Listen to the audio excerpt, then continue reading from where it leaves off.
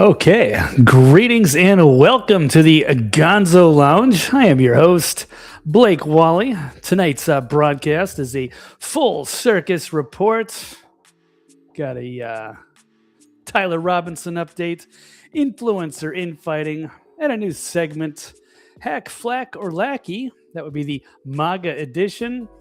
Going to check in on the regime, the war abroad, the lousy economy at home, and the usual deep state fog machine running at full blast. And to close, we'll get a little heavier. Some updates. Let me grab another. Well, there's the thumbnail for tonight's broadcast here. Another side of the Gonzo Lounge. And then let's pull up the slate. What do I have today? Yes, of course, we're going to have a big Trump war, the deep state regime, and some more dystopian stuff. As we're covering the greatest reality show in the galaxy. So, quick disclaimer before we begin, this show is political commentary, satire, speculation, and a live reaction from an eccentric jester covering the greatest reality show in the galaxy. Not claiming to have all the answers, secret documents, divine access to a hidden control room, looking at public info, asking uncomfortable questions, connecting patterns where they appear, and occasionally laughing so I don't start screaming. Nothing here should be taken as a call for harassment, threats, violence, or illegal activity of any kind. Criticize ideas, institutions, politicians, pundits, and public narratives. Don't go after private people. Some topics tonight may involve breaking news, incomplete information, political spin, propaganda war, suffering, and general clown world fog. If the receipts change, the read changes. This is not a courtroom. This is not a sermon. This is not state media. This is a modern-day jester's dispatch from the cheap seats. Welcome to the circus. Hello. Greetings. So let's pull up the intro, and we'll get rolling on the other side of this very quick break. Hopefully I've got this fixed after my horrible audio snafus. We'll call it a preseason, a wash, throw it down the memory hole. So let's hope this one goes smooth. Thank you for everybody for being here. And here we go. Let's rip.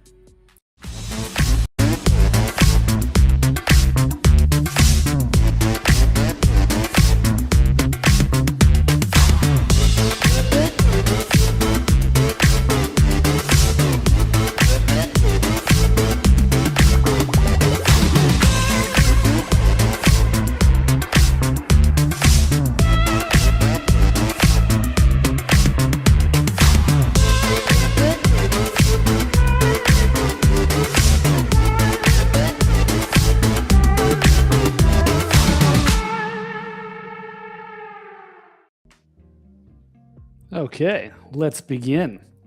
So get this straightened out here in my studio. Why don't we start with, of course, the big story. We're approaching the 1-year anniversary of the Charlie Kirk assassination. What a weird week that's going to be. So the 1-year anniversary for Charlie, the 25-year anniversary of 9/11 the day after. It's wild. And of course, major controversy still going on. We had a big debate yesterday. I will touch on that, cover a little bit, and just as a part of the update. But I think also I want to talk about, we'll start here on this. We'll start with Lionel here. It says he cannot identify the precise moment that he became convinced Tyler Robinson had absolutely nothing to do with Charlie Kirk's assassination. But from that moment forward, nothing has dislodged that belief. No critic has presented evidence, not even Pickles Wilson, enough to reverse it or offered an alternative theory remotely plausible. Instead, they recycle these same intellectually bankrupt evasions that, real Candace, Candace Owens, she's unstable. She's a narcissistic, sinister, satanic, simply evil, attacking, grieving widow, always grifting, trying to capitalize on the death of Charlie Kirk because she's just a horrible person. So it is a character assassination masquerading as analysis. Yeah, it is a pretty bad way.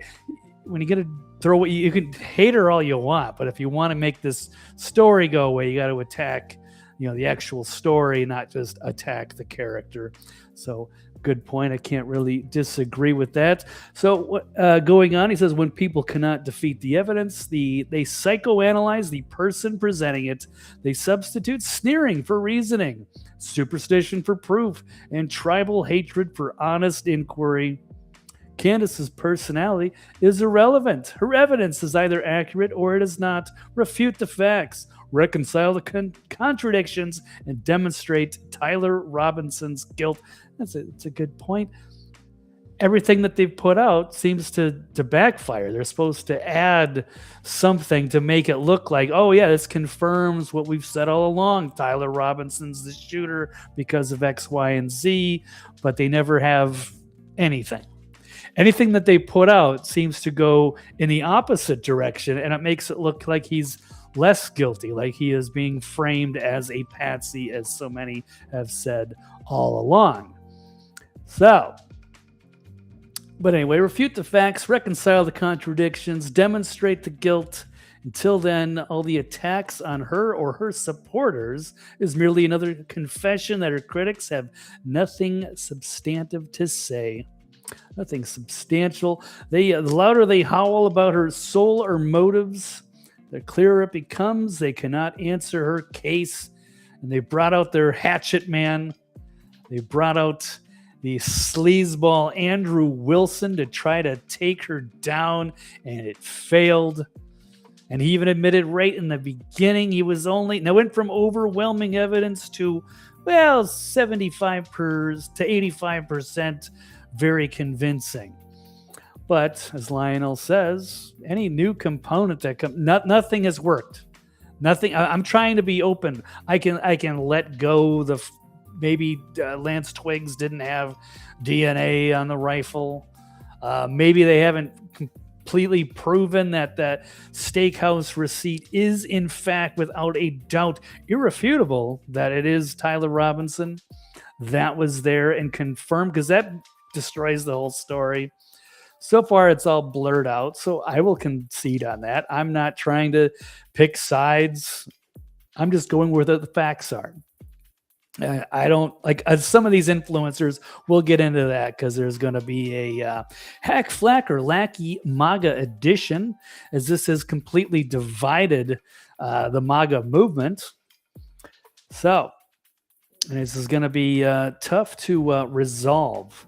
And this is not an ideal timing as we are limping into the midterms on different sides. So, anyway, do we really know? Did Tyler Robinson, did he turn into was it murderer that day? Did he plot the cold-blooded assassination? Could he have actually done it?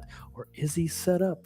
That is the mystery. So it is weird, as I've said many times, to have so many people are so convinced that he's the killer, even though they're not really showing much. So there was a great debate. I haven't seen the entire thing, but there are some clips, and kudos to Brett Weinstein here for hosting this, and with some reasonable people. So we have Jimmy Dore and also Viva Frey, who is on the Fed slop side, but he seems like a reasonable enough guy. Some people are suspicious of many things, whether he's an infiltrator or Zionist or what have you. It's a little strange watching him do some of the mental gymnastics. He was a respected alternative media researcher, and he is certainly taking a lot of shit in the comments for his many interviews, not just this one, as he has give him credit. At least he's jumping in the ring and defending his opinions, unlike not like Andrew Wilson, who is just trying to set up gotchas and whatnot, trying to get the clickbait, the shock jock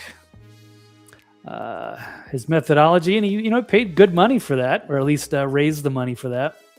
And it seems like, yeah, they had an interesting that Turning Point USA would put him up there, but maybe he's kind of the sacrificial lamb since they didn't want to step up and address these issues. But why don't we cover? So Jimmy Dore put this one up, some of the highlights. Yeah, he did a great job and everything. I've seen asked some interesting questions. I'm not sure how I feel about necessarily a drone being used as the weapon. We can definitely kind of most certainly rule out the idea that this was a 30-06 hunting rifle and a round that shot him in the neck and there wasn't an exit wound.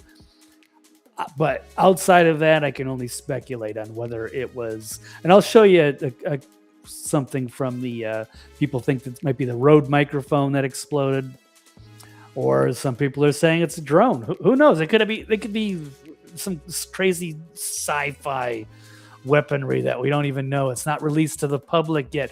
Who knows what they have if they did? But it seems less likely that it's Grandpa's old hunting rifle that Tyler Robinson had that day and was able to make one shot, the only shot of his whole life, and hit it perfectly, get the target, and then he got away. And he got away with it totally, and would have, I guess, apparently gotten away with it more until he, allegedly confessed. And a lot of that is being questioned on how true that may be. But let's roll a little bit of Jimmy, and I hope the audio's working this time, because otherwise it'll just be me talking, because I'll hear the commentary, you guys won't, and then I'll try to fix that for next time. So like I said, it's a preseason game, but hopefully this is the last one, and I'll get my studio snafus out of the way so I can do these Gonzo Lounge episodes more smoothly. Because important stuff covering the fall of our civilization, perhaps this very unusual time in our human history. Got to record this for, I guess, scholars of the future to dig through and try to interpret this crazy shit show we call Earth in the 21st century here. So let's roll Jimmy. My position is I don't know who exactly killed Charlie Kirk, but I do know that there's a cover-up happening, and then people are lying all over the place, and that the official narrative doesn't make any sense. That a guy who, by Lance Twig's own testimony, they never talked about politics, and he never even mentioned Charlie Kirk to him. Yeah, that's also one of those uncomfortable things. So he was just quiet. We're supposed to believe that he was just quietly simmering with hatred for Charlie Kirk all of this time, unbeknownst to everybody around him. That he was so passionate politically, and he was plotting a murder and using this Dremel, whatever you call it, some tool, and writing messages on bullets. It's pretty bizarre stuff. And again, it's hearsay, whatever Twig said, and there might be some ulterior motives. He could be, an asset. He could be working a deal.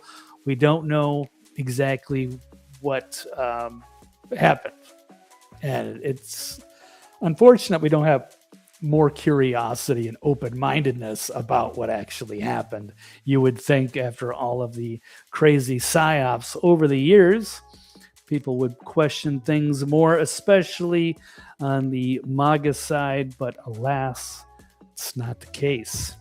And there could be 1.3 billion reasons why, but we'll get into that a little bit later. But let's keep rolling. Him would one day wake up at 4:00 in the morning, drive to a campus he had never been to before, and magically find the one staircase that is not secured or being monitored by the police or his security team, and then get up on, and then somehow have a 3.5. Yeah, we still don't have one good, clear photo of him. Or is it at the Dairy Queen? The Dairy Queen's got the best photo.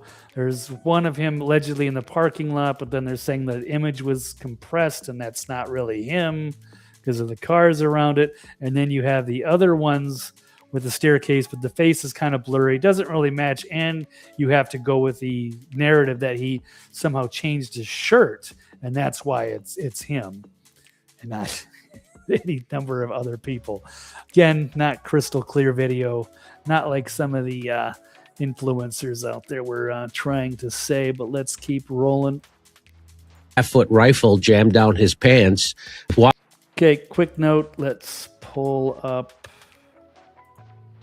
just for a quick visual. Here is the video in question. It's me last week. Here we go. That's allegedly Tyler Robinson. See, in his skinny jeans, and you're supposed to believe that he changed shirts from the maroon one we've seen and has a 3.5 foot rifle. Is that what Jimmy said? Yeah, it's long gone, or that he took it apart and somehow assembled it, reassembled it, took the one shot, left it, and the DNA is degraded. Like it takes a lot of logical leaps to try to make the official story work. So anyway, but that's let's get back to Jimmy here, just for the quick visual. Walk up all those steps and then get onto the roof. He's up on the roof for 8 to 10 minutes, and nobody sees him except people did see him. Again, just like Butler, people from the crowd saw the guy on the roof. And we still don't know what happened in Butler. But what did come to light after the fact was that this Thomas Crooks guy, whoever he is, he was in this weird BlackRock commercial. And he apparently was a good shot. However, I got to change something quick. There was... he fired multiple shots at Trump and didn't hit any. He just barely missed as Trump turned his head.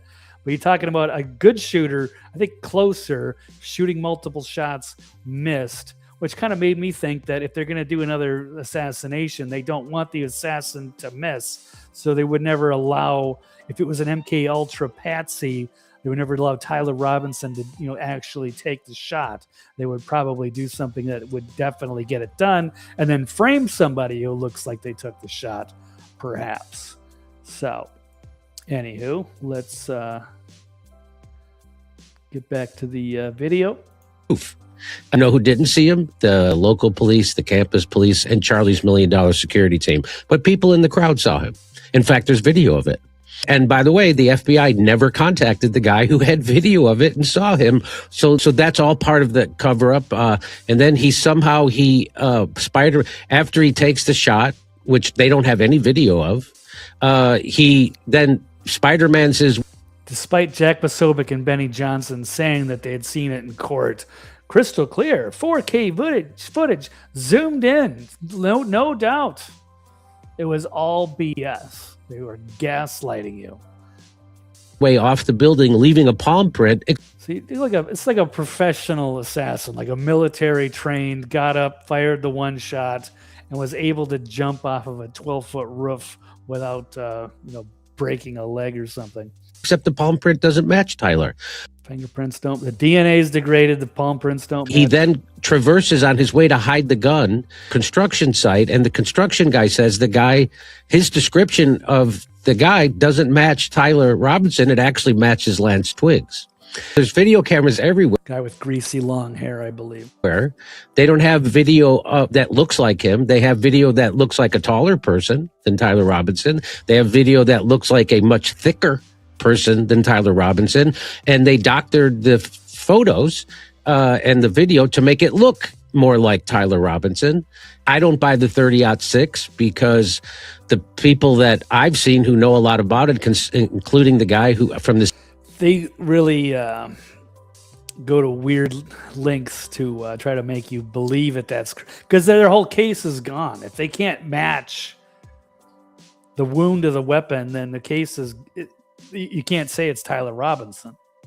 Looks like somebody just brought his grandpa's old gun and left it there to frame him. So that's going to be problematic. And that was interesting to see Andrew Wilson. We'll get to it. There's a tweet coming up. Let's keep rolling. SEAL Team 6. That's nothing. Robert O'Neill already said is a Green Beret who's actually killed people, and including allegedly Osama bin Laden. Says the story's BS. Who shot Osama bin Laden said there's no way. Cover up for sure, like they pave over a crime scene. They didn't secure it immediately. They let people go in and pick up stuff and move stuff. They let Farnsworth pick up the chair he was. All right. But that's another one of those key things. Like, why in the hell would they pave over the crime scene? You know, with JFK and Oswald, it's not like they, took down the book depository. That'd be just as weird, right? Take down the sidewalk or pave over the grassy knoll. Maybe they didn't have the as many people looking as they would have with this one, but clearly they wanted the crime scene wiped immediately. And it happened like within 24 hours. They made the order, I think, within 72 hours. They excavated 10 to 12 inches of earth and paved it all over, and nothing to see. No further questions. Oh, it's Tyler Robinson.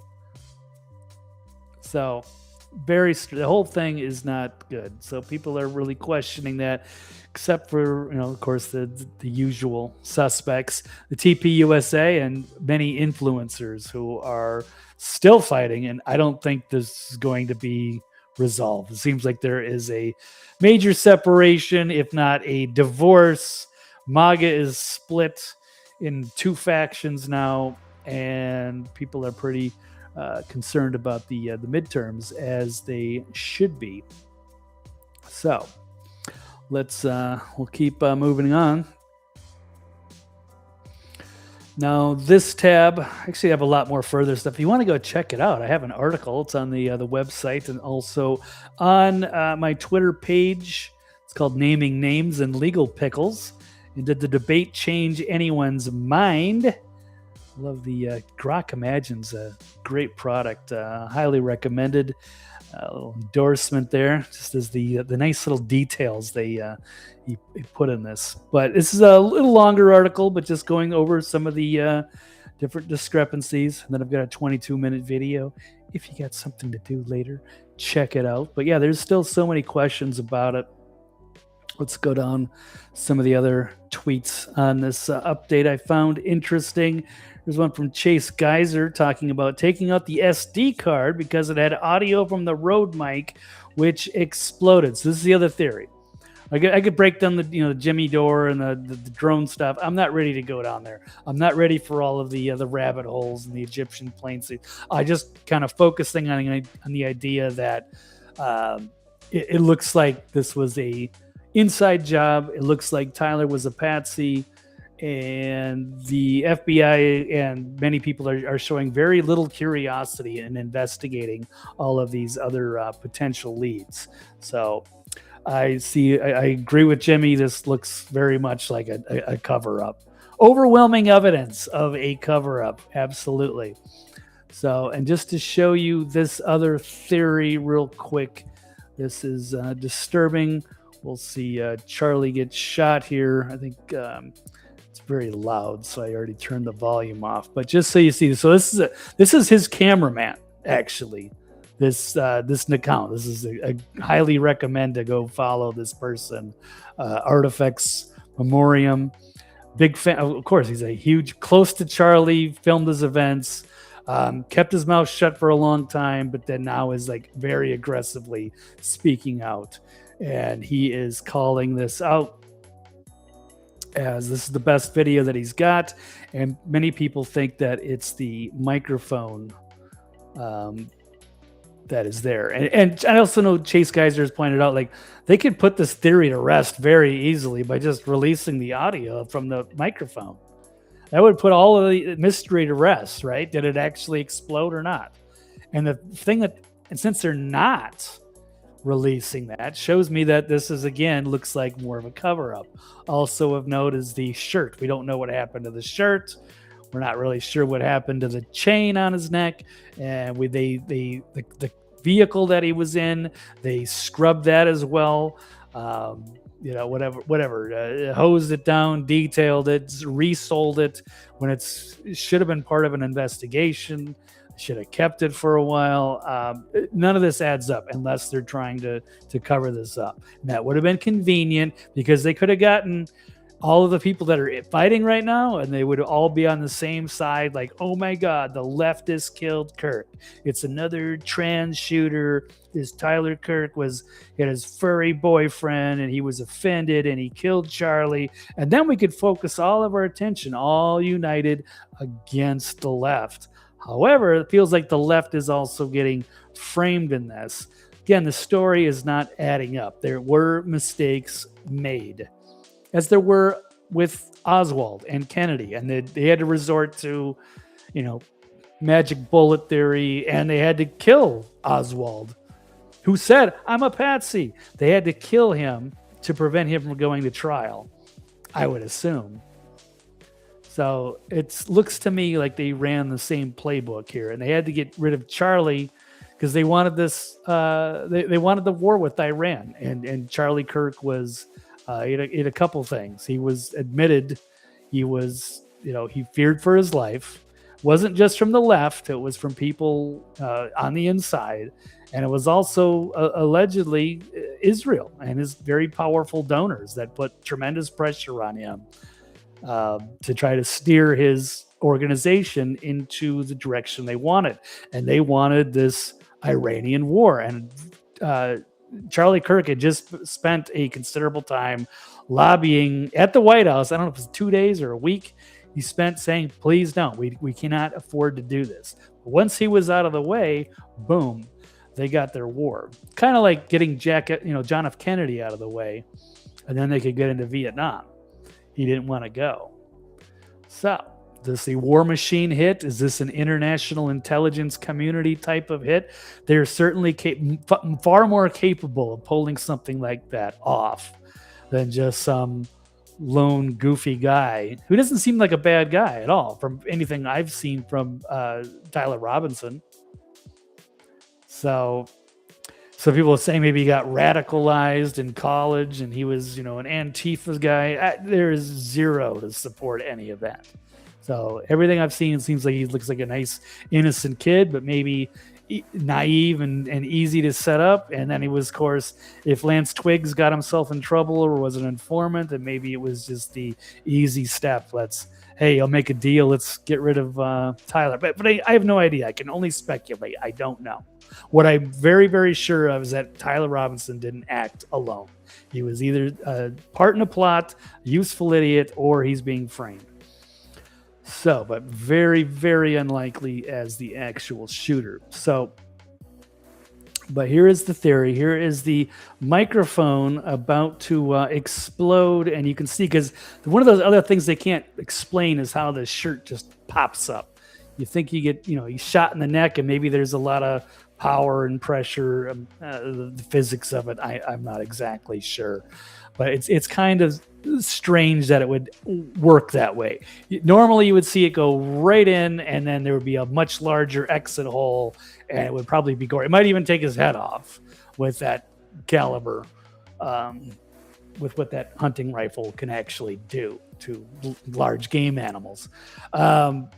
So anyway, let's roll. So it's on the microphone. Boom. I'm going to pull that back again. Just pay attention to this shirt. So does it look like, could it have been the lavalier mic? It looks odd the way it's sitting up there. So people have pointed that out. Maybe it was weaponized and it was giving them issues, and it was just like this big honking thing stuck. Like it normally should just be a little microphone and a wire, but this was like more of a solid device. I mean, I'm speculating here, but could it have exploded like the pagers that exploded, right? With Bibi Netanyahu was so proud of himself when all of those pagers got out and exploded and injured or even killed a lot of their enemies. So would they have done this to Charlie? Maybe. Boom. Poor Charlie. He deserved that's what a shitty thing to have happen. And everything has sucked since then. all the good momentum that MAGA had, Trump had, making America great again. And then this was kind of a very pivotal moment. Changed everything. And everything, the mood has changed substantially. And now limping into the midterms. Okay. Next one. Here's the sleazeball, Andrew Wilson. This is a great meme. So if it was really a cover-up, how come the government didn't release any evidence of it? And you get this a lot from people. Like they think that the government just tells everything. They don't. You're on a need-to-know basis. So no, they're not going to tell you many, many things of what they're actually doing. But people act like that's a thing. Like they would just, well, they did it. They would just tell us they did. No, they wouldn't. Don't be naive. Especially after you've been lied to on so many things for the hundreds of years. At least 100. I don't know, since the Federal Reserve, Kennedy, the Lusitania, Pearl Harbor, Gulf of Tonkin, weapons of mass destruction. I mean, 9/11. We could go COVID. So many things. MLK, RFK, JFK. Yeah, but they were going to release, like they've given us the JFK files, 1963. We still don't know what's happening. But yeah, so that's the smugness of Andrew Wilson, the sacrificial lamb slaughtered by Candace Owens. All right, here's one of the kookier influencers, Ashton Forbes, saying Candace Owens is going to hell. She's a this goes into that Lionel tweet. She's a terrible human being and a fake Christian, likely converted to Scientology through her good friend. I warned you all to get off the crazy train. This is a guy who spreads kooky, orb time. I don't even know what he gets into, like the missing MH370 plane and orbs and time travel and sci-fi wacky. I mean, maybe there's something to it. I don't know. I don't know what happened to MH370. And this guy's a physicist. He's a scientific mind. He's out of my league on that subject. I can't even call him out if I wanted to, but I can call him out on stuff like this because he is, again, exactly what Lionel is saying. Just attacking the messenger, but not actually. If he's such a brilliant scientist, then why can't he show compelling evidence to contradict her? But no, this is what they do. Oh, she's going to hell. She's evil, blah, blah, blah. How do you make fun of a grieving widow? It gets old. Anyway, yes, he says, we're never going to let her or any of the other nut jobs live this down. Yeah, this is the high stakes battle royale here. One side is really going to eat shit when this is all over. Assuming we get a fair trial. I don't know exactly. This is coming like in a week, I believe. So I think it's September 1st. It's going to be early September when we get some more on Tyler Robinson. I want to see what the defense says, and that should be interesting as we go through that. But many people have already chosen their side. The evidence is overwhelming. Sure it is. Here's another one from Lionel. Imagine actually writing this and imagine further being proud of it. This is Andrew Wilson. So I think part of the reason they brought him up there to debate Candace Owens is not only is he, the fearless debate guy, and he's, used confident, and he's also, I guess Turning Point USA has paid him to teach their hosts about debating skills and what have you. But also, I think it's part of it because he's a firearms instructor. I don't know, his activity in the Army, I guess he's a military guy. Some say he was a sniper. He's not. But he is like a firearms trainer. So you would think he would know things about ballistics and what have you. But I think he's almost using his expertise to, as a weapon because people can't contradict him. I'm not a weapons guy. I'm not a ballistics guy. So I can't contradict. He can say bullets can break up in midair. I think it's full of shit. I never heard of anything like that. I don't think most people have.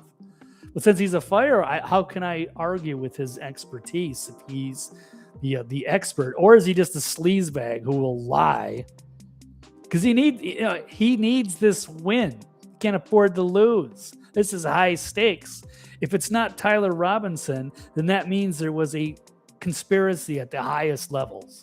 You're talking about inside job, security team, some of the top people close to him. I'm not saying Erica was involved on it, but she's a shady character in her own right and an opportunist always was.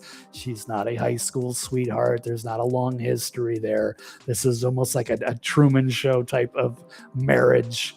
And it was hard for Charlie to resist, Miss Arizona swooping in on him before he realizes, oh my God, what did I get myself into? I don't want to say that, but she was eager to take on the business. She's not a grieving widow taking care of her kids in despair. She couldn't wait to, talk about how the new direction of the company and merch sales and what have you. So she didn't really come off as a sincere grieving widow. It's all been theatrics and, fake tears, it seems like. But anyway, where was I? It's this is the next ridiculous talking point. He was called out on that. Even Grok corrected it, which was good to see. So, and Ian Carroll's calling out Andrew Wilson. He's saying this is a funny hill to die on, Andrew. When you go buy some, he's talking about these hunting rounds. And he said, how many do you expect to disintegrate in mid-air before reaching the target? So 1 out of 100, 1 out of 1,000. Again, how often have you heard of a bullet just splitting apart in midair? And of course, it's the one bullet used in the assassination of a high-profile target. And you expect us to believe that. So Tyler Robinson got up on the roof, fired the shot, and then the bullet, it was the 1 out of a jillion that happened to split apart. And just one fragment went and hit his neck, and there was no exit wound. End of story. So anyway, Grok pointed out there's a lightning strike, lifetime 1 in 15,000. There's a Powerball jackpot, 292 million. The odds of a bullet splitting in midair. So a hole in one, or spontaneous human combustion, being hit by a meteorite. So yes, he's talking about these almost never disintegrate in free flight. Defects or extreme overspin are rare exceptions. And it's just ridiculous. Like, this isn't the Magic Bullet 2.0. So this is clearly a rigged game here. This is a conspiracy theory, if anything. You're going to try to tell me this is the 1 out of I don't know. What did you say, 1 in a billion? The 1 in a billion bullets. Like maybe that, Tyler was up engraving with his Dremel tool, and that would just happened to explode, and we can't see, but it's still totally him, and it's overwhelming. No, it's not.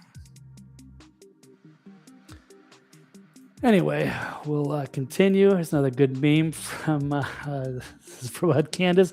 Says, I can show you, but I can't open it for you. It's one of the great highlights of the debate. We can talk about the origination of the quote. It says, I can explain it to you, but I can't make you understand it. But yes, the pickle jar. That just poor Andrew cannot seem to open it. But hilarious. And here we go down the conspiracy road. Here's Jake Shields saying this is God showing us who did it. I can't confirm this, but I've seen this picture before. I wasn't sure what I was looking at first. But is that actually like the sun shining in, and that's the shadow through the hole in the parking garage? Does it actually look like the country of Israel in that sign there? Is that wild? Is that God pointing out the culprits? Maybe. Who knows? I'm not saying Israel did it, but I have said that if they have the most to gain out of anything, if they can get Charlie and his company on their side again, because they were terrified of losing him. So would they kill him if he didn't take the deal? and stay on the pro-Israel side and endorse the war, he'd probably still be alive. Oh, there goes my music. Let's change it.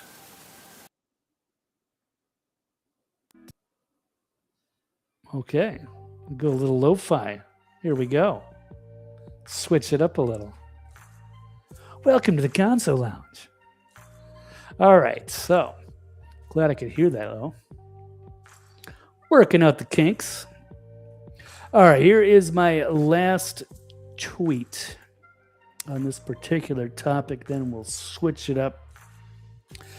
Great, this is a good guy to follow here. He's emerged as one of the more rational minds out of this shit show, and that would be Clint Russell. He says, it's okay to admit that the photos on campus don't look like Tyler Robinson. You can't see the Mauser 98 on the roof. You can't see his shot fired. You can't see the rifle on his body. No, it would not fit in his skinny jeans. You don't need to be tribal about a murder trial. Just use your eyes and think. Does it make you crazy to ask questions about this? It's the most sane and rational approach you could take. And it is shocking how many people have shut their brains off simply to distance themselves from Candace Owens or to just outright attack her for everything. So it doesn't make you look smart. It makes you look captured. Yeah, it's unusual, but this is where we're at.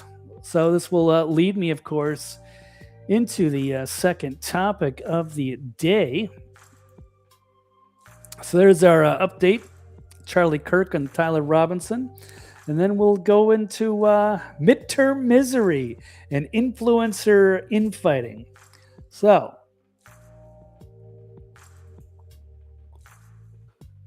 we take a drink and we'll start round two. Where to begin? If I can find my studio. There we go. That looks good. This is all coming together. Be a smooth operation, hopefully. Here's Mike Cernovich laying it out, saying one bad sign for the midterms is that the focus is in on infighting, all done in preparation for losing the midterms and then blaming one another. Everyone has given up and is more interested in pointing fingers at who is responsible for the loss.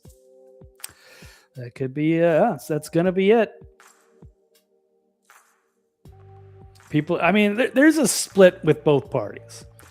The Democrats are the DSA. They got the DSA and then they got the old guard. And kind of the same thing with the GOP. The Republicans, you've got the old guard, neocon, pro-Israel, with the foreign policy, and then you've got the MAGA, the Make America Great Again, the let's focus on nationalism, patriots, and there's going to be there already is a big split. And Trump was supposed to be on one side, but he shit on his base, including Candace Owens and Alex Jones and Tucker Carlson, and said that they're all just low IQ. Also, Massey, Marjorie Taylor Greene, they're coming up in a little bit. And then he embraced the neocon wing, the Lindsey Grahams, the Mark Levins, Bibi Netanyahu, and Miriam Edelson as big donors, and Howard Lutnick. So this is taking a totally different tone. And we'll see how this works out. So it looks like they're setting up the election. It's going to be the Zionists versus, I don't know if we call them the communists, or it's going to be like the Bolsheviks. And Cernovich has been talking about this as well, with this new modern day hyper radicalized left.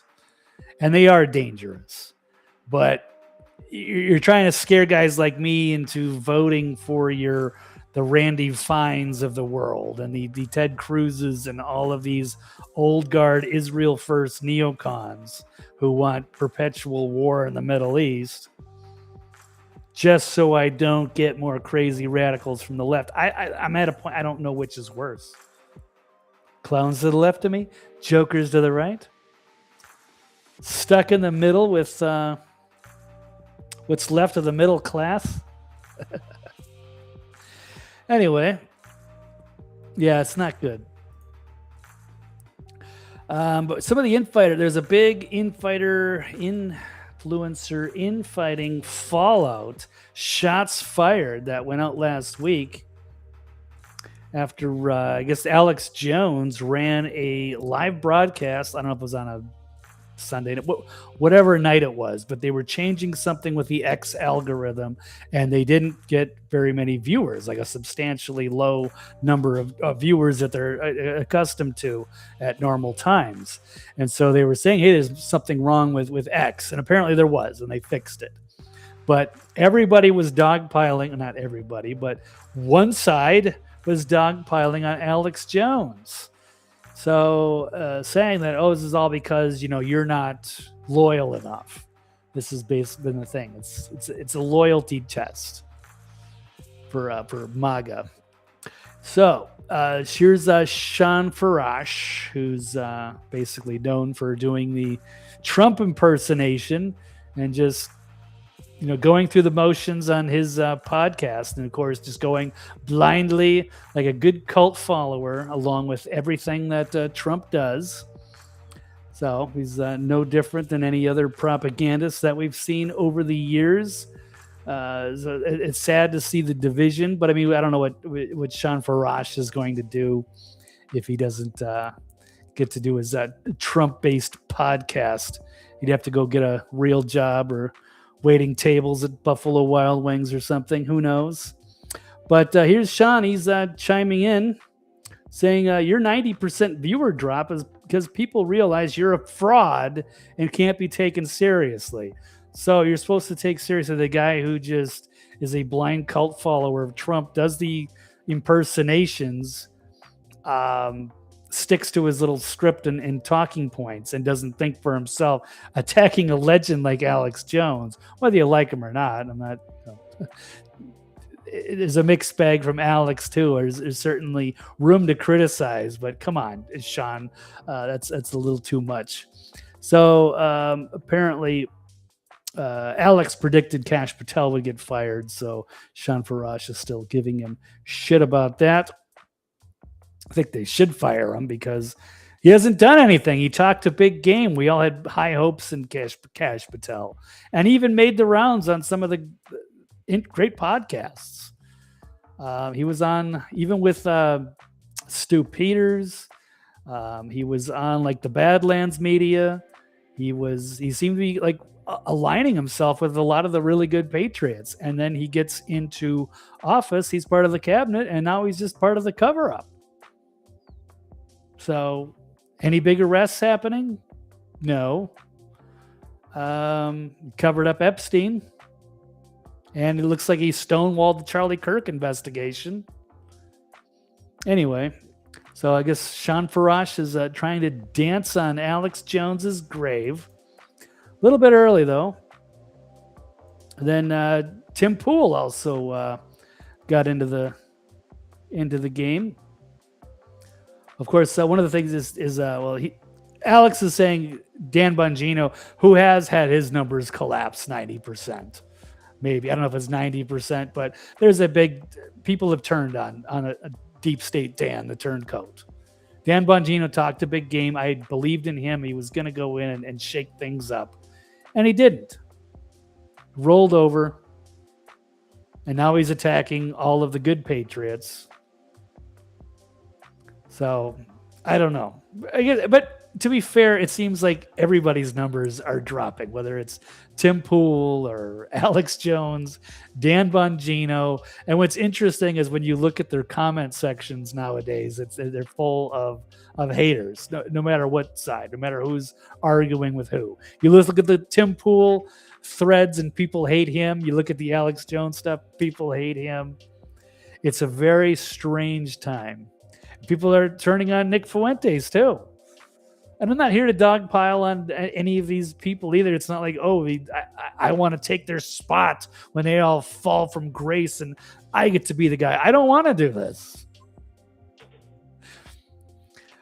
I don't want to sit and do 3-hour shows every day and get into big flame wars with all of these people on X. I don't know how much I want. I care about the country. I'm an activist. I'm a political, philosophical guy, the Gonzo journalist. So I try not to take it too seriously. But good God, as I just have to sound off because I have my own perspective, and I feel like I should jump in. And why not me? I suppose. But if these guys had shit under control, I wouldn't have to speak out. But since these people are lying, it frustrates me, and then I want to get and jump in the ring and call this shit out. So here we go. There's Alex Jones there, and then there's Tim Pool, and they're taking shots at each other and perhaps setting up some sort of a fight. We'll see. I don't know if there's going to be a debate or if there's going to be a physical fight. I doubt that. But let's roll a quick part of this clip. I'm going to shoot one more report on Tim Pool and his secret meeting with Benjamin Netanyahu that he admitted he had. He said he's going to keep secret. And it's just this: we cannot tolerate Americans meeting secretly with a foreign government that's openly trying to manipulate our foreign policy and primarying members of Congress and trying to take over our military secrets in the new National Defense Authorization Act. 100% right. This is a major thing. This is the elephant in the room, is that we seem to be joined at the hip with Israel. And they are a very different country with a very different agenda.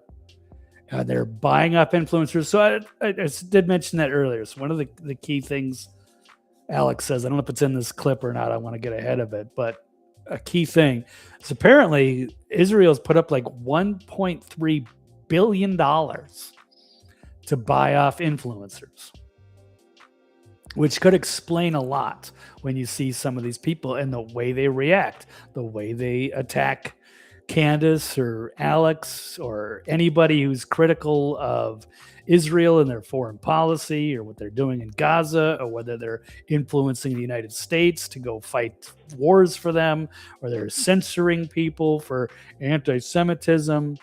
It's gone too far. And Tim Pool did set up a secret meeting, whereas the chat house rule, whatever it was. So he did meet in a big secret meeting with Bibi and other influencers. And since they're not allowed to record or talk about what actually happened, we can speculate. But certainly we know Israel's got a lot of money to throw around and to buy influence. I mean, they pretty much Fox News, most of conservative media is very intertwined with pro-Israel. I don't think there's one that's not. Or maybe like, Alex. There are very few conservative outlets that aren't taking money to have and to say pick a particular side on a particular issue. We'll leave it at that with their coverage. So did they buy it off? Probably. Did they buy off Tim Pool? Maybe. But no, Tim Pool is interesting because he kind of reversed on Alex, saying, because he is critical of some of the policy, to be fair. It's hard to say where his loyalties lie. And I don't trust a lot of these influencers anyway. A lot of them, some of them are shock jocks, egomaniacs, narcissists. It's the alternative media is not what you would hope it to be. And there's a lot of people that will sell out if they can make money. It's extraordinarily difficult to make money in the alternative media if you're not taking something. So if Israel's coming along, it's the same with Washington, D.C. There's AIPAC's out there and they're handing out money, and just to be sympathetic towards the Israeli cause, they hook you in and then you're on the payroll. Or you got your AIPAC guy, or you're being influenced in particular directions to support a different country. So these things should be disclosed. And oftentimes they're not. So it's cool to see Alex call out Tim on that. Keep going. And all I know is Tim Pool follows the exact Israeli talking points. So even if he's not taking money, he is following their talking points. And I want to just say this. Despite the billions they've spent trying to propagandize and buy off influencers, there's still enough loyal Americans left, right, and center that see through this and don't buy into it. So you can't buy us all. And that's really my message: is all your money and all your propaganda hasn't worked to propaganda has failed. The war is insanely unpopular. America is totally against it, and we, by only 3 votes, failed having Congress. Yeah, that's absolutely right. This war is not popular. This is all because of Israel. Americans have had enough, and Trump was not supposed to do this. So he's betrayed his base. So I haven't kept tabs on Alex or Tim Pool like I used to. In fact, I think I unfollowed Tim Pool because I was grossed out by his attacks on Candace. He's not the same guy he was a few years ago. And it seems like he's sold out to some extent. It changes you after a while, and he's definitely changed. So unfortunately, so then it after that it really went off the rails with Alex here challenging him to a physical match. Let's get the right screen up here. To trial by combat. I challenge you, Tim, to trial by combat. You will wear the blue and white and the Star of David. I will wear the red, white, and blue. I'm calling out Netanyahu's champion. I'm demanding trial by combat publicly. If you fail, Israel must withdraw from trying to take over the U.S. government and get out of the NDAA and stop the war. If you win, we launch nuclear weapons and destroy the entire planet to bring back the Messiah. Okay, off the rails. Alex is I've seen both these guys in real life, and Alex is far bigger. It wouldn't be fair to Tim, but I would like to see a verbal debate if they decide to put one on, because we're going to see a lot of. It's going to be a major issue going forward. It's like a crisis in trust with the alternative media. And yeah, so many of them, it's all about the clicks, which is a little ironic here. This is coming from Gerald Morgan. This is with the number 2 at Steven Crowder, who is would be a clickbait guy, in my opinion. So are all these people. That's how they make the money.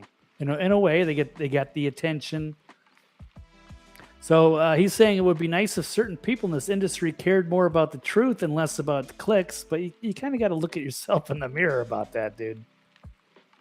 Because a lot of this is in that industry is, getting that attention, getting those clicks. And they'll rush to say something before they get all the facts out, or they'll automatically, pick one side. And it's not a group effort to work together to be the true alternative media to the lies of the mainstream. It's just as divided as anything else. I try to imagine what it was like during our forefathers' days with the Sons of Liberty, and where they just divided and egotistical infighting about petty shit. Maybe. I don't know. I mean, there's definitely some sparring going on, and Continental Congress, and that was a little bit different, getting all the states on the same page. But you'd think at least it was easier to rally against a common enemy at the Crown of England, versus now you're divided between the right and the left, or 2 different versions of the left, 2 versions of the right. The all-encompassing deep state, the globalists. Anyway, speaking of Dan Bongino, Brandon Straka called him out. Dan Bongino needs to be brought down. He's already, hemorrhaging his audience. But he's a massive hypocrite. He didn't do anything with the Epstein thing, and so many other good things he could have done to take down bad actors in the government. He did nothing. He just joined it. He just became the swamp. And he's also a hypocrite on January 6th. This was interesting because Brandon Straka, he did the whole walk away thing. I think this goes back to like 2016. This guy recruited a lot of people from the left and brought them into Trump and MAGA. You saw a lot of this is what's so disappointing about MAGA. It wasn't just like the old school Republicans. This was independents. It was disaffected liberals. It was the libertarians. It was other people coming together. And for me, I consider myself roughly classical liberal, independent, going to fight for Ron Paul or for Donald Trump, following the American patriot. I'd go for Nixon if it was, Nixon was a good side issue. The point is, there's a big. We know what American patriots try not to see through the parties as much as seeing who's actually on our side, who are the real good guys. And so, what's disappointing is Dan Bongino was calling the January 6ers babies, and called the walkaway movement. To Trump, he called it a grift. He never allowed Brandon on his show, even though Brandon was arrested and imprisoned for taking part on January 6th, a peaceful protester. And Dan Bongino talks about how he's, supportive of January 6th, and he's going to hold the deep state to account for all the people that persecuted them. But Brandon reached out a bunch of times, and Dan Bongino ignored him and then shit on him. He doesn't care about the January 6th people. It doesn't seem like Trump does either, except he was kind of forced into it. So it's sad when the good people that you thought were actually going to do so. This was going to be different this time, and we won't get fooled again. Well, we got fooled again. You can thank Dan as being one of those major turncoats. So let's get into the hack, flack, and Lackey edition of MAGA. Let's roll this quick stinger that I just whipped up through Grok Imagine. Here we go. Hack. I'm the one who breaks the stories. Flack. I defend the powerful from fake news. Lackey. I'm just here to agree with the boss. I set up that title stinger with Grok today, and it was just supposed to be like, clowns sitting at a corporate studio desk, hack, flack, and lackey. And to my surprise, he actually filled in the rest of the dialogue. They weren't supposed to start talking on script, but they kind of defined themselves. Although hack, I don't know if it's quite on point with the definition of hack, or at least the way I interpret it. But there are a lot of like clickbait whores that are always breaking, got to race to put stuff out so they can get all the clicks, as I pointed out in that last tweet. So, anywho, rather than trying to be careful about how we're going to present it, giving analysis on the news, it's always a rush to be first and to pick sides. But anyways, it brought up an interesting idea here from Eric Sprackland. Here's the divide. Here is the influencer infighting, the civil war that's been going on. And he was shots fired, throwing down the gauntlet the other day, and people are piling onto this as we divide going into the future between who are the trusted sources of news. So here's Eric Sprackland. I don't know if he works for Crowder. I'm not sure. Interesting guy. I met him in Milwaukee. He's been doing a good job lately. His account's been blowing up. So he says, if I see you reposting Dan Bongino, Benny Johnson, Cat Turd, Seth Dillon, Gunther Eagleman, Andrew Colvett, Graham Allen, Brick Suit, or Misfit Patriot, you will be unfollowed and blocked without hesitation. Thank you for your attention to this matter. And yeah, I completely agree. I'm sick of seeing all of those guys as well. I have pretty much unfollowed, ignored all people that I thought that were all on my side, that I used to respect. We were in this war together, this informational war, the new American patriots that were taking the country back, going after the neocons on the right and the radical leftists. And now they've all changed their course. Now they're all blind loyalists to MAGA, to Trump, no matter what he says, even though he changed everything. and he threw his OG followers under the bus, like me. So, anyway, it's a good kit. It's a good start. Some people were saying they should add some more. He noticed Brendan Dilly wasn't on there. That's a big one. I almost forgot about him. He blocked me a while ago. He's a cartoon character, and he might have the dumbest audience in all of the out of all the podcasters. Actually, I don't know. Maybe Cat Turd could probably give him a run. I can't believe people still listen to Cat Turd. Or the Quartering. He's pretty awful too. Who else do we have? Yeah, Laura Loomer, Jack Posobiec. Yeah, Sean Farash, who we have already mentioned. Let's see, couple more. Yeah, Tim Pool, Ashton Forbes, Insurrection Barbie, Viva Frey, Jack Posobiec. Getting a lot of these, but yeah, what's the hack, Flack, and Lackeys? It's hard to say. I mean, they all kind of represent them all, I suppose. You fit them into one of those camps for sure, but some of them incorporate 2 or 3. I can't find anybody on the list that doesn't deserve to be there. But that's the divide. This wouldn't have happened a year ago, before Charlie Kirk. Even some of these people I would have been like are kind of hacky, whatever, but they would have still been like allies. I still would have respected them to some extent. We're on the same page. We're no more. Insurrection Barbie. Oh my God. Just like hardcore Zionist propaganda. Viva Frey seems like a nice enough guy, but I don't know. The mental gymnastics that guy does to try to, stand up for the Fed slop story on Tyler Robinson is definitely disturbing. We've seen the rest of them go off the rails. So, and we could also incorporate that as the known feds. I don't know who this is. I'm not sure if I entirely agree with the whole list. Nick Shirley now. He did such a great job with the, exposing the Somalian fraud in Minnesota. Then he went down to California, but it turns out he seems to be a creature of the state.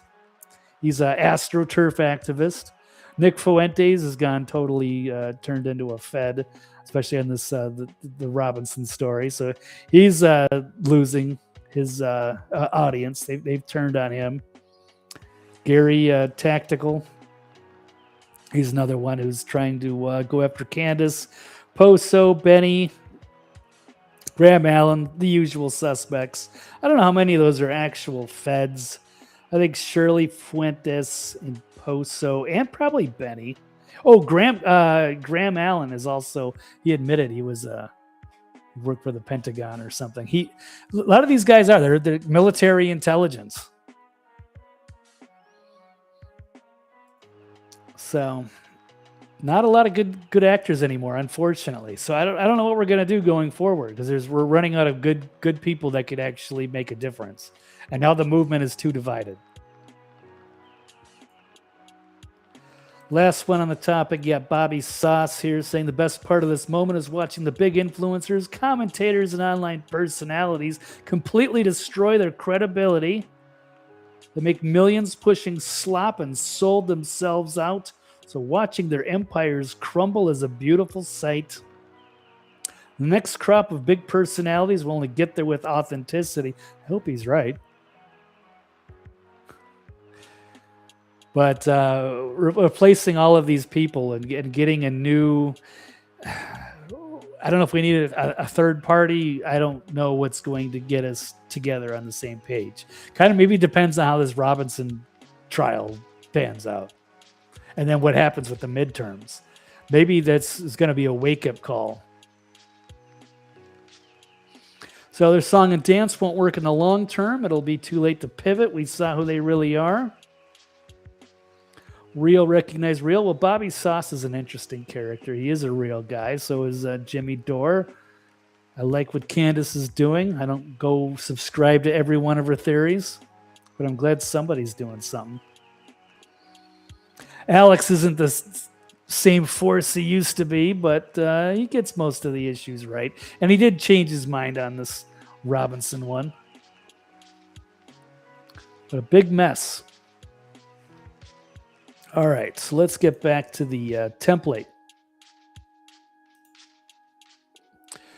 we go. So I guess we've completed 3. Got the Kirk and Robinson update, the midterm misery that's coming up, and then the Hack, Flack, or Lackey MAGA Edition. And then I should say Hack, Flack, or Lackey, or Fed Boy. All right, let's get to the Trump war and the deep state regime. I'd like to get this all done within 90 minutes would be ideal. Let's see. Okay, how about...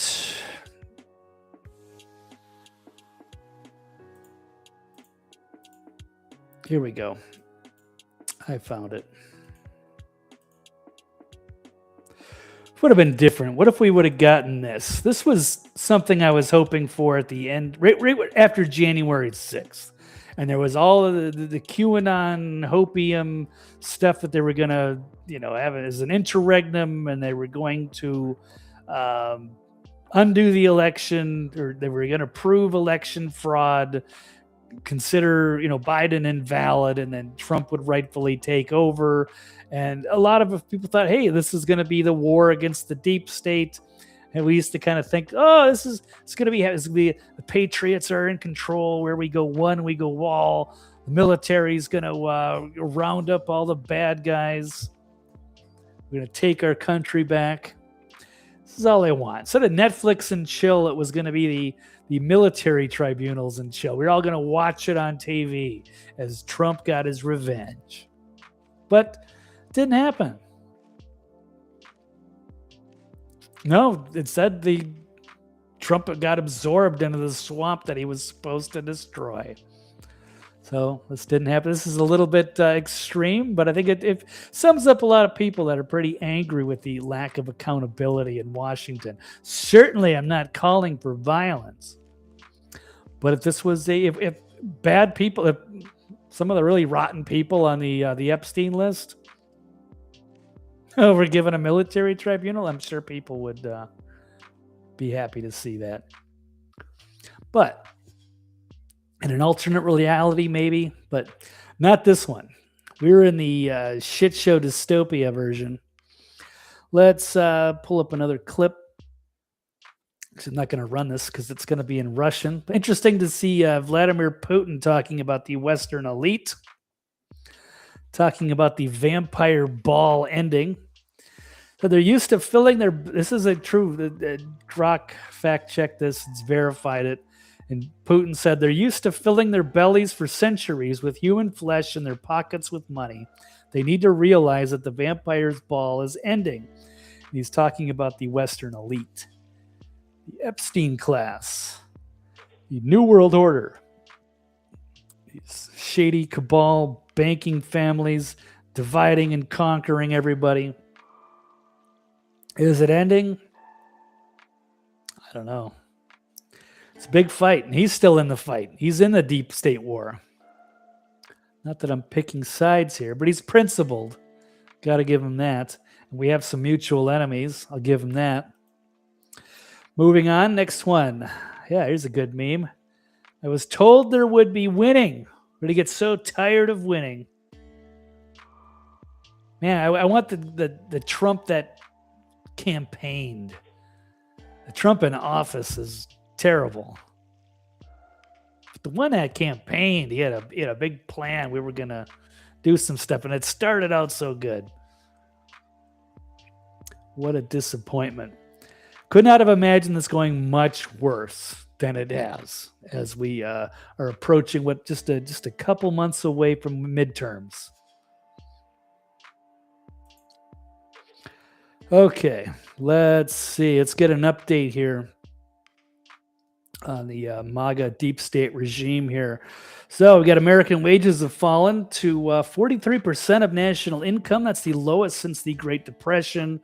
For every dollar the U.S. economy produces, workers are getting less of it than at any point since 1929. The rest is going to corporate profits, which are all now at an all-time high. Did we get our Doge checks? Did we get our tariff rebates? Or any of that? Did they get rid of the IRS? No, we just got another war. They bring down the inflation? No. They bring down the gas prices? No. So the economy keeps growing. Most Americans feel poorer. GDP goes up. Wages go up in dollar terms, but workers are getting a smaller and smaller slice. So, but yeah, the Dow keeps going up, right? Isn't that great? Brag, the Dow's over 50,000. The wealthy few that can afford to invest. But here we go. Is also another milestone last week as we hit 40 trillion on the GDP on the national debt. You know, I remember doing podcasts back in like probably 2012, 2014, like over 10 years ago, saying that, you know, if we ever got to 20 trillion, like that should automatically like trigger, you know, some sort of audit of the Federal Reserve. That's one of the reasons I got behind Ron Paul in 2012 was to end the Fed. So not that anyone was going to listen to me, but yeah, 20 trillion, that half. It's amazing that it's doubled now. And it goes up like $1 trillion every few months. It's insane. This is completely unsustainable. That's only a part of it. There's also like all these unfunded liabilities, Social Security and whatnot, insuring all the bank accounts. I don't know how they're going to do it without ending the Fed, changing the financial system. It's a mess, but here we go. Let's change this one. Let's go on from Thomas Massey, who tried to save us, who tried to, they called him a grandstander because he warned us about the big, beautiful bill. It was going to be the great, you know, big, beautiful boondoggle, and it was going to cost us trillions of dollars. He was right.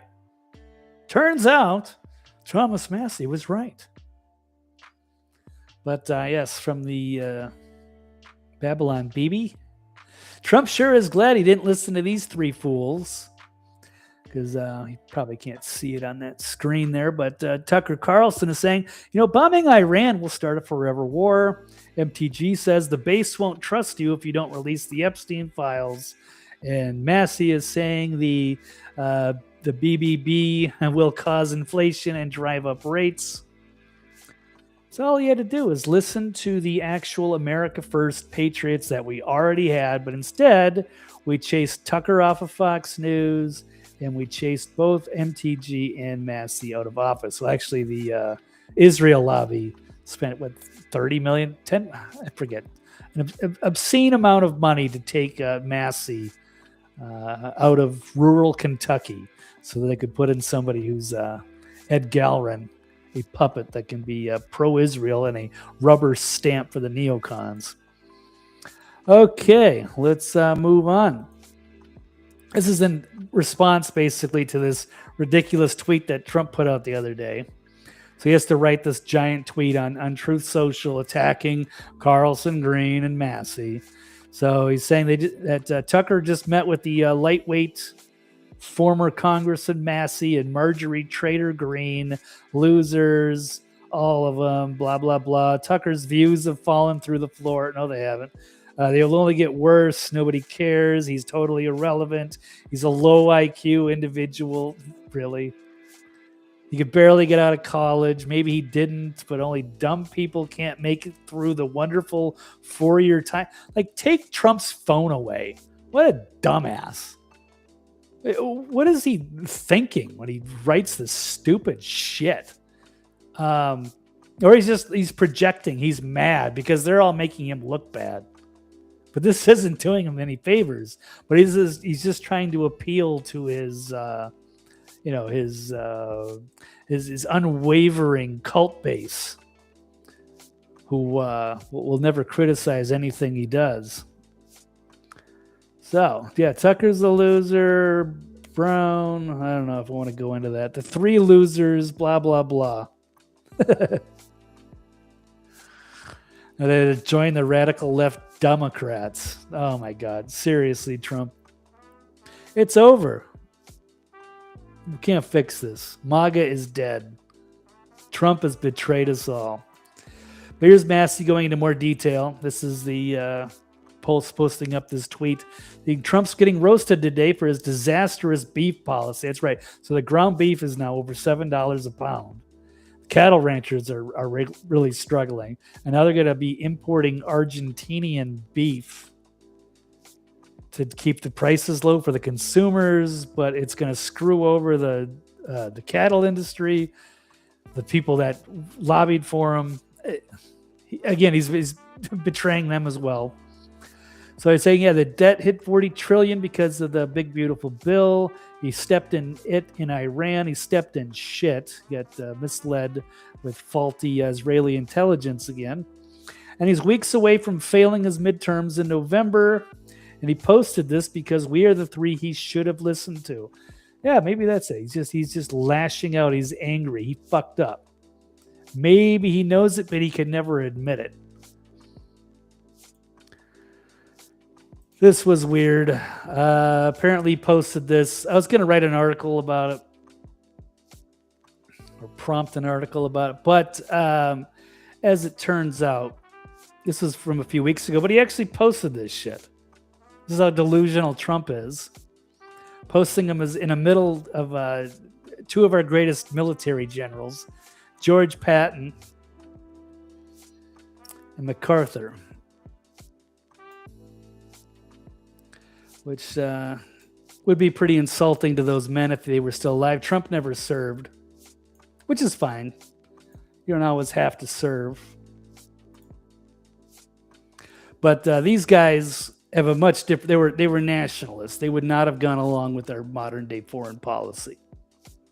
Somebody like General Patton, military realist, prioritizing strategic victory, resource efficiency, and national interest above foreign entanglements. So they were victory focused. They would not have been involved in these forever wars, nor would they take direction from a foreign ally like Israel. And even MacArthur warned about such things. So they would oppose U.S. funding for Israel's war. They'd probably demand an investigation of the false flags attacks that justify Middle Eastern interventions, and reject some of the lobby's role in shaping U.S. foreign policy, and advocate for withdrawal from NATO and proxy conflicts. They probably wouldn't be very fond of Bibi Netanyahu. They were real Americans that operated in the interests of patriots, not intervene more than they have to, decisively end war, kick ass, take names, leave, and stand up for truth, justice, and the American way, like Superman. So, not fond of that meme. That's pretty gross. But we'll move on. All right, speaking of the war, we got a massive shift. The United Arab Emirates has just made a stunning U-turn, joining Turkey, Qatar, and Saudi Arabia in a joint statement condemning Israel. They are demanding an immediate withdrawal to the 1967 borders and a Palestinian state with East Jerusalem. The Abraham Accords are officially in the trash. People are so horrified by what Israel has done to Gaza and Lebanon. They are a pariah state, committing war crimes. And the rest of the world is taking notice. They might have a lot of influence amongst our politicians and in the news media, but they can't control everything. And the Middle East is going to go through some big changes. Everything that happened in the last several months has backfired spectacularly. Or there's the alternate reality on Fox News when they think that Trump is in complete command of the Strait of Hormuz, and Iran is about to unconditionally surrender. I don't see any of that. I can't. That seems unusual. Here's Health Ranger Mike Adams saying the U.S. military has fled the Persian Gulf region. It's called a defeat, and Iran controls the Strait of Hormuz. For Iran, that's called a win. The only people who still don't know this are the geriatric MAGA-tards who still watch Fox News. Yeah, I think Fox News is just Zionist Israeli propaganda. When you look at it through that lens, it all makes sense. So we'll see who's right, but everything I've seen outside of Fox News contradicts what they're actually saying. And it's worrisome that Trump is getting his news from Fox News, so he's basically believing in the bullshit story. I'm happy to be proven wrong, but it doesn't seem like this Iran conflict is going very well at all. Big disaster. Keep moving on. Thomas Mass says the main difference between the Republicans and the Democrats is where on the globe they want us to be involved in a war. So here we are. Do we get stuck in the forever war against Iran? Another Middle East conflict, which is going to destroy the middle class. Cause I don't know how much debt or what have you. And then we got the DSA crazy radical Democrats, the Bolshevik communists who are going to take over and create a civil war here at home. Which is worse? Pick your poison. Or do we take, I don't know what America First is going to be. Not the twisted version from Nick Fuentes. But are Massey, Tucker Carlson, MTG going to be powerful enough to take on the deep state in 2028? And will they get enough support from whoever the good patriots are left? Because there's not going to be a lot. Here's a great yard sign. Spotted out in the wild. Fuck them both, 2026. Yeah, that's pretty much how I feel. America can do better than this. It'd be nice. Representatives now are just they're beholden to their donors, not the public. And they seem more like they're just set up to be social media influencers. It's a new celebrity. They're not serious people, but this is it. This is the edge of the absurdist dystopia, the greatest reality show in the galaxy. The never-ending shit show. Watching our beloved republic go down the drain. Sad to see. Okay, but that's it. Let's just go over a few. Got a couple other odds and ends. We'll wrap it up. Okay. Last topic. Actually, go back here. Dystopian stuff. Suffering and God.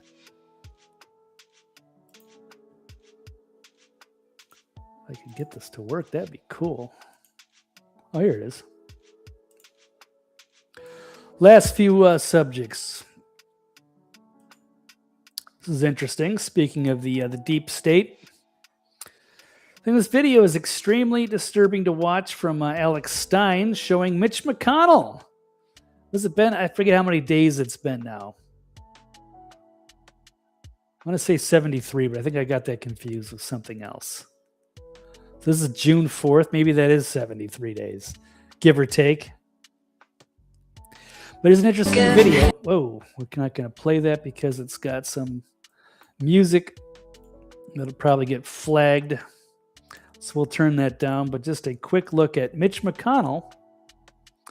They're falling apart. They're in office so fucking long, they're dying there. So he apparently was sitting there for 20 hours. It's just a fixture, a fossil. Just sitting there. Probably catatonic.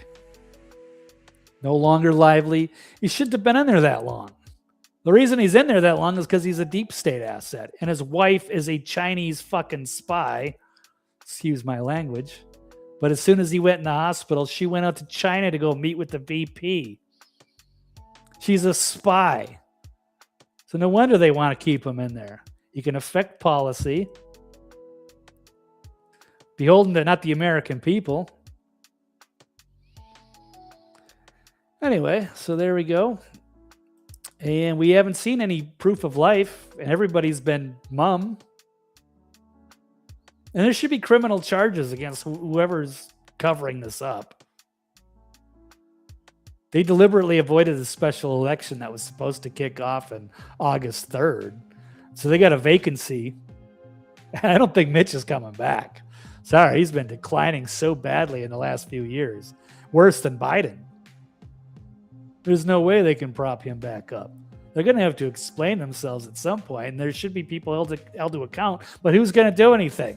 It's like the Charlie Kirk thing. Okay, let's say it's a conspiracy at the highest levels. Who's going to police that? Who's going to go after any of these people? There is no accountability. It's too big to fail. We'll move on. I think it's the same damn clip. But James Lee's asking, what's the probability that Mitch McConnell is dead? Grok doesn't kind of dodges that one. It's hard to speculate. It could be brain dead. He ain't coming back. So why don't they have a special election? Oh, because they can control that seat still? It's wacky. All right, let's get to some crazy dystopian news. This was a wild one that broke today. So I still get trying to figure this out. So one of the 49ers, so the San Francisco 49ers, just about to kick off their football season. I don't know if they were playing in Cleveland or Cincinnati or something for one of the preseason games. But this is crazy. So the 49ers owner, Jed York, while they were in Ohio, the team, I'm assuming, went to a prostitution website and arranged a $140 sexual encounter. So this is a billionaire owner of a major football team. Bored in Ohio, apparently. Bored and horny in Ohio, and decided, hey, I'm going to see if I can get laid, right? You would think a guy like this, a billionaire, would have access to, I don't know, high-level call girls or men. I think it might have been a man, guy. I don't care what he's into. It's just the principle of it. So this is went to a mobile home park on top of this. So you think you're a billionaire, you should have access to high-level, like I said, call girls, call boys, whatever your flavor is, whatever you're in the mood for, and find it somewhere. And you decide to just anonymous person that you don't know in East Palestine, Ohio. That's where they had that major toxic water waste dump, the train derailment there a couple of years ago. You're going to go, you spend $140 and just find some random trailer park dudes? What the fuck? I'm blown away. I mean, people gave Robert Kraft a hard time for getting a handy in a massage parlor. Who cares? He's like an 80-year-old man, in Florida. I mean, you'd think he'd be more discreet about it. That got leaked. But this is just strange. I don't understand. But that's maybe I'm just not into that. Maybe I'm missing out on this world. But I think even if they have the hookup apps or something, you would find. I don't know. If you're a billionaire, wouldn't you want to pay for something verified that was clean, that was $500, $1,000, $10,000? It's pocket change. You're going to go out to a fucking trailer park in East Palestine, Ohio to hook up with stranger. That's fucked up. You're a billionaire. So, I don't know. This is the greatest reality show in the galaxy. You'd never believe it. But here we are. How fucked up humanity is. All right, here's another. Well, yeah, that was Funny also, just the framing of this from the Ohioan. Saying, my God, people need to get over themselves. Like we all haven't arranged a $140 sexual encounter at a trailer park before. So stop judging. Maybe. I don't know, man. I could see if he was like the towel boy. He doesn't have that much money. He's bored. Players don't want to hang out with him. Doesn't have enough money to hang out at the bar. Feeling horny. Got $140. He'll hook up. No one would have cared. Nobody would have known. So he's got a lot of. That's got to be an embarrassing PR nightmare. So, but I guess he got arrested for engaging in prostitution. And by Monday morning, the charge is quietly reduced to a disorderly conduct plus a fine and time already served. The math isn't mathing. Yeah, when you're a billion, I mean, he could have saved himself a lot of trouble. But I guess that's what they get off on, this crazy shit. I don't know. I'd love to know. I'm curious, but it's very disturbing. Okay, well, let's switch gears. I just got a couple quick notes. The Dystopia watch future I was promised. I don't know if anybody promised me, but this was what I was hoping for. The Star Trek future. Glorious civilization. Beautiful, intelligent people traversing the stars. Exploring the galaxy, creating great civilizations everywhere. But it's not. We are a crazy, absurdist dystopia. Speaking of which, interesting tweet. We are destined for failure as a society. We are not a serious people. It's new product here from Pop-Tarts. Now it's going to working on a segment. We'll see if it comes. I pull it together or not. Kind of like let's zoom in on here. Which dystopia are we in, or which dystopia did we make today? Here's a list. Try to squeeze. There's so many dystopia movies. It's hard to squeeze them into one list, but I tried in the time that I had. But I think the Pop-Tarts thing definitely fits into Idiocracy. Seems like something they would have. The Pop-Tarts Buzzballs cocktails, frosted brown sugar cinnamon, 15% alcohol by volume. So they got a can of alcoholic Pop-Tarts. That's where we are. Middle class is suffering. We're in another stupid war. Society is crumbling. But we got Pop-Tarts. If only the people that when they made Pop-Tarts back in the day, if only they could see the monstrosity that is turned into. Who wants to drink that? That sounds awful. It's only 15% alcohol, so it's like schnapps. It's like brown sugar cinnamon schnapps with Pop-Tart. Ugh. But whatever. It's real. Here we are. Welcome to the Absurdist Shit Show. And lastly, I'll just ask a existential question. What is God's role in human suffering? Interesting question. It's like a pose, like a Who Wants to Be a Millionaire?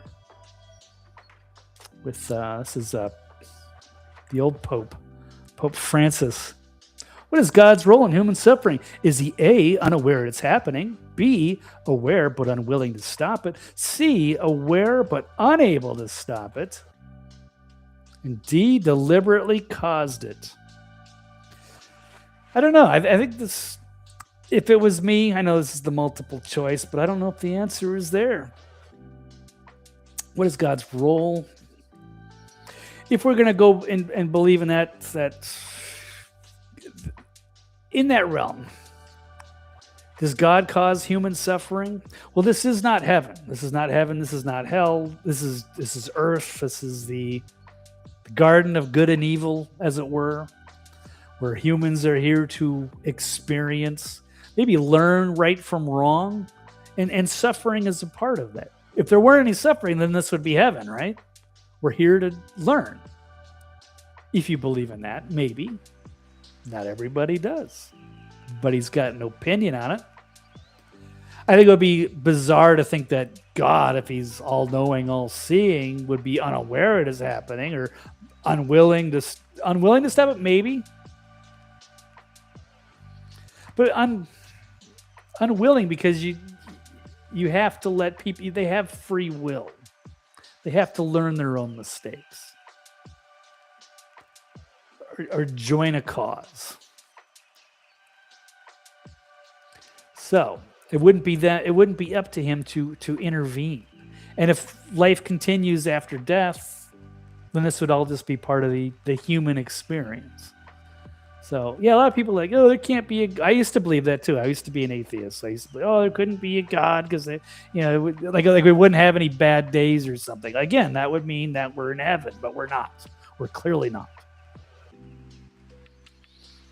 So, and deliberately caused it? I don't know. It's a free will, or who knows? Is this the devil? Did he take over? Is it the Nephilim? Is it the giants? Is it the Anunnaki? Is it the aliens? Or did they tinker with us humans? Did they create us in a lab? Did they shut off our DNA?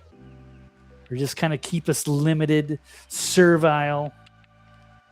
Or do they recycle the souls after you die and you're stuck on the Earth prison planet, unable to escape so you can be fed on by the archons?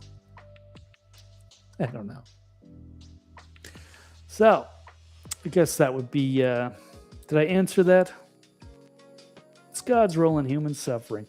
Hands off. You guys are on your own. Here's your free will. Here's your good and evil. Let's see what you can do in this lifetime. And then maybe if you did it really well, you'll go to heaven and there will be no more suffering.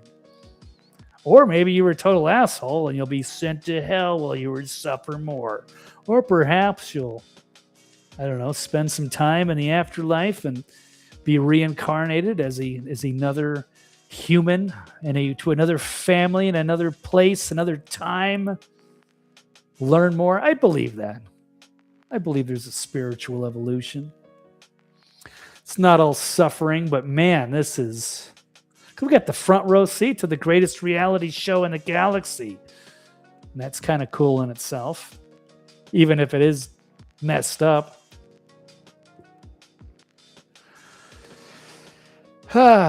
But it's great to be here. That's all I've got for today. Oh, do we have a chat? I am so sorry, Gyps Liberty. I did not know. I've not been paying attention. I'm still working out the preseason kinks, but it's great to have you here. Gyps, and I'm sorry I missed your comments. I've been ranting and raving. Appreciate your support for being here, and for everybody else listening or catching the replay as I warm up and start doing more broadcasts going forward. Like I said, it's sort of a preseason thing, working out the kinks. Taking almost a year off on hiatus after this whole Charlie Kirk assassination demoralized me. Oh, good, you're still there, Gyps. Great to have you. Are these showing? It's been a while. I was trying to relearn the Restream software. But hey, glad you could make it. I will loosely planning on doing Monday and Wednesday night shows. We'll see how the schedule goes. Seems efficient for now. But glad you could make it, Gyps. Thank you. And everybody else, think I'm going to call it for tonight. I'm trying to keep these shows under 90 minutes, but work in progress. But here's the preseason, just like football. And then once Congress is back in session in September, and then the election, the midterms are coming up, it should start really picking up, getting really busy, and it'll be exciting news cycles. Although it's still interesting covering the crazy shit show and the Tyler Robinson, Charlie Kirk trial and the influencer showdown, split, civil war, and so much else. So that's all I got. Thank you so much. We'll catch you next time. Blake Wally and thanks for joining me in the Gonzo Lounge, and we will catch you next time. I am out.